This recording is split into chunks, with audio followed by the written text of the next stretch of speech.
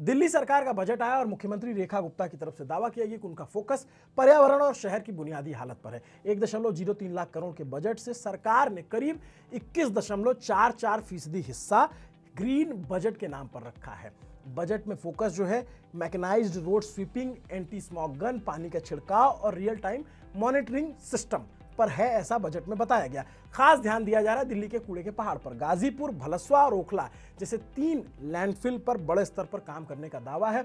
अब तक करीब 182.82 लाख मीट्रिक टन पुराने कचरे को प्रोसेस में लिया जा चुका है और लगभग रोजाना 27 से 35 हजार टन कचरे की बायो माइनिंग हो रही है।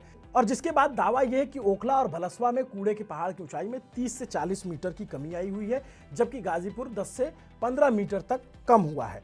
अब लगभग 75 एकड़ जमीन दोबारा इस्तेमाल करने के लिए खाली हो चुकी है। भलसवा लैंडफिल इसका सबसे बड़ा उदाहरण है। 70 एकड़ में फैला यह साइट 1994 में शुरू हुआ था, 2006 में ओवरफिल हो गया। इसके बाद से कचरा बढ़ता जा रहा था, लेकिन यहाँ 65 ट्रॉमेल मशीनों के जरिए बड़े स्तर पर बायो माइनिंग हो रही है। दिल्ली की मुख्यमंत्री रेखा गुप्ता की सरकार का दावा है कि 2026 के अंत तक इन कूड़े के पहाड़ों का निस्तारण कर दिया जाएगा। एक बड़ा बदलाव यह है कि कचरे को इस बार सिर्फ हटाया नहीं जा रहा है, बल्कि उसको इस्तेमाल में लाया जा रहा है। नांगली डेयरी जैसे प्रोजेक्ट से ऑर्गेनिक जो उसका वेस्ट है उससे बायोगैस बनाई जा रही है, जिसको ईंधन के तौर पे उपयोग किया जा रहा है। आगे की योजना में भलसवा की जमीन को साफ करके यहाँ एक इंटर स्टेट बस अड्डा बनाने की मंशा जाहिर की गई, जिससे कश्मीरी गेट ISBT का दबाव कम हो और शहर का ट्रैफिक सुधरे। इसी ग्राउंड प्रोसेस को आगे बढ़ाने के लिए इस बार 21.44% यानी 22,236 करोड़ रुपए ग्रीन बजट के रूप में रखा गया है।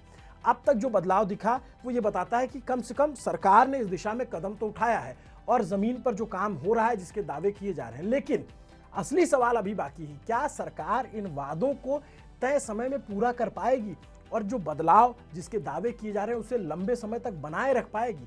ये देखना सबसे जरूरी है, क्योंकि आंकड़ों और जमीन में फर्क नहीं होना चाहिए।